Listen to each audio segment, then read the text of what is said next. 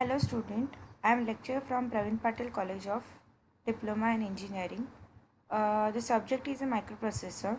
About the third and the fourth chapter, as I shared the video of fourth chapter, so in that the third chapter points are included and some of the points we will discuss in the lecture. So now we will start with the chapter number 5. In the chapter number 5, we will study the procedure and macros. As we seen, there is a different programming language we are using. In the microprocessor, we are using the assembly language programming. Okay, that is called as the ASM. That is used for the microprocessor. So, the assembly language is a common intermediate level programming language which is used for the microprocessor. This micro and procedure are two concepts in assembly by which modular programming is implemented. Okay, so the using the macros and the procedure we develop a modular programming. So now let us understand the macro and procedure how differently works. Okay, so we will move to the next slide. First is your procedure. Now you can see that while writing the procedure, it is a program. Sometimes it may be required to use same set of instruction repeatedly. When you are doing a coding, sometime we use the some instruction repeatedly. So if these instruction are actually written again and again, so the program need a more memory. A program or a computer need a more memory to set this instruction or store this instruction. So in the first point, we can see that while writing a program, sometimes it may be required to use same set of instruction repeatedly. If these instructions are actually written again and again, the program size increases and it occupies a more memory space. So, to avoid this, instruction can be written as the separate program, as we can see that the subprogram. In the C and in the Java, we can see that the part of inheritance. In the inheritance, we have a multiple inheritance, single level inheritance, multi-level in different types of inheritance are there. For example, if you are doing a micro project, you are divided into the groups. तो जब भी आप लोग groups में divide होते हैं so that is easy to do the work in a fast manner. For this purpose, we have to execute the execution speed of the program is a comparatively fast. We need to separate the program, and whenever this set of instruction is required, an instruction can be written in the main program and called as a subprogram. So we can divide the procedure into the subprogram because the memory occupies more space. So this saves the memory space. A subprogram which is called from the main program to execute a certain set of instruction is called as a subroutine or a procedure. So this is a simple definition of a procedure. What is a procedure? A subprogram which is called from the main program to execute a certain set of instruction is called as a subroutine or a procedure. Some things about the procedure. The procedure is the same like a macro, but they are used for the large set of instruction when macro is used for a small set of instruction. So why procedure? Because the procedure is used for a large set of instruction and the macros are used for the small set. So this is a procedure, this is used for a large set of instruction. Okay. Next is the procedure contains the three main parts, that is a procedure name to identify the procedure, procedure body which contains a set of instruction, and RET statement which denotes the return statement. What I said you in the next, first is your three part. First is your procedure body which contains the set of instruction. Then the procedure name, obviously you have to give the name to identify the which procedure you are doing. Then the return statement if you want to return, right?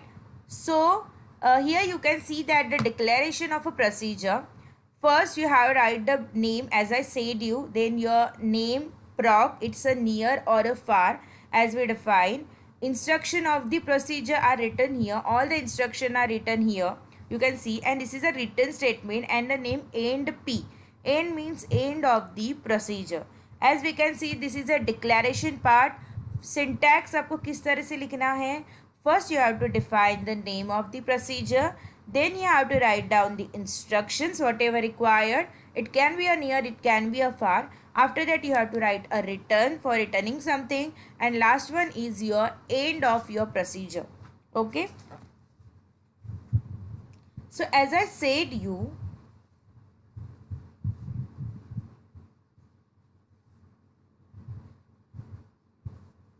the procedure basically used for a large set of instruction, right? The another things about the procedure I will explain you, that is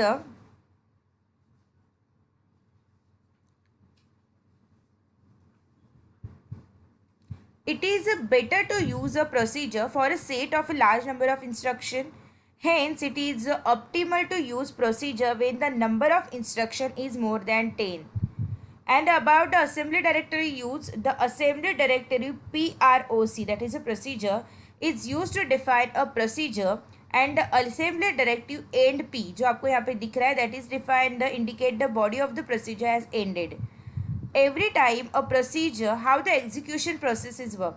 Every time a procedure is called, the call and return instruction are required for shifting the control of instruction execution.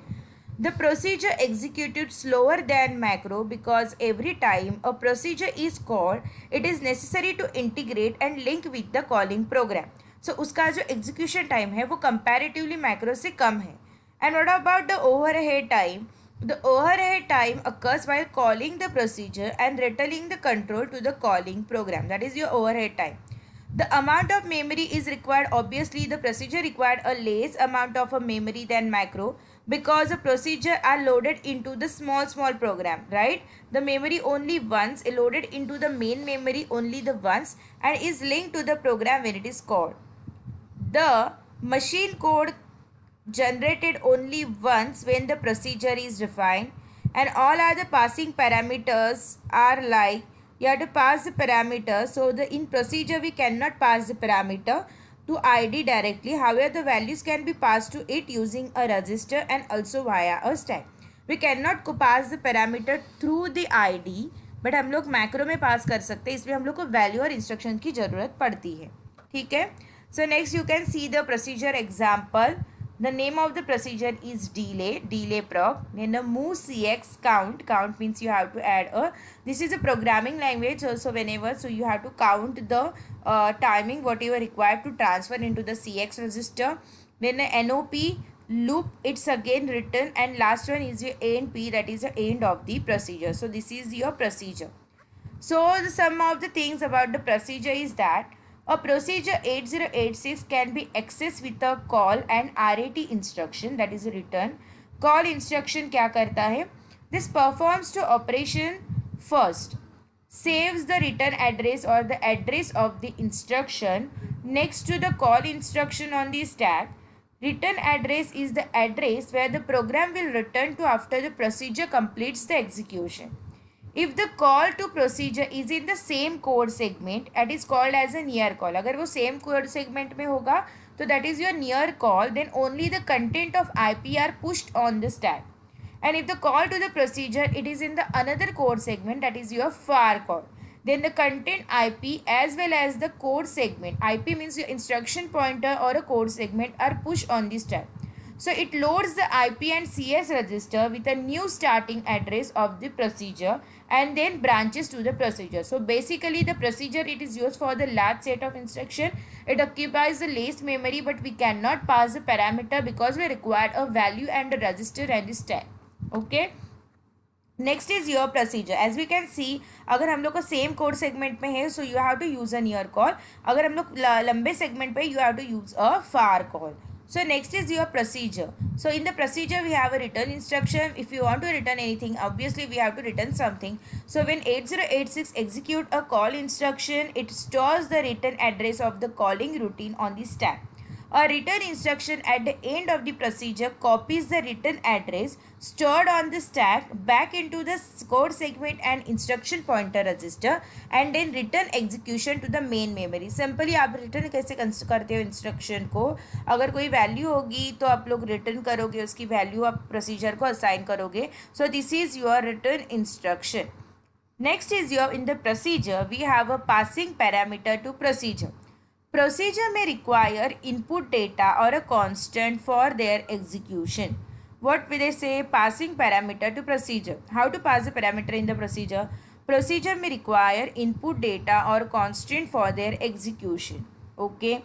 Their data or constant may be passed to the procedure by the main program, or some procedure may access the readily available data of a constant available in the memory. एक तो आपको main program से लेना है, otherwise the constant you have to readably in the main memory. So generally following technique are the follow to pass the input or a parameter to procedure in assembly language program. First using the global declared variable, जो सभी जगह पे use हो सकते हैं. Global means सभी जगह पे, लोकल मीन्स जिस क्लास में उसी क्लास में.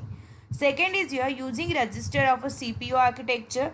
Third is using memory location and fourth is using stack. So how you can pass a parameter? एक तो आपका global declare variable होगा. Second is you are using register of a CPU architecture. Third is you are using your memory location and the fourth thing you are using stack. So this is the overall procedure thing. So this is you can see the simple example. First is your code segment. Code segment के अंदर start लिखा मैंने move A X comma, मतलब the value 55H I am transferring to the A X register, value 7272 I am transferring to the BX. Then I call the procedure. The procedure has to be called because this is in the same class and this is in the same segment. Then we add the AX and BX and then the return because after the value you required some output. Then we end the procedure, end the code segment and end the main program. So now you can see this is the how we can do. Next is here the procedure have a reentrant procedure. So now from here you can see this program and observe. And then some things we will discuss in the next slide.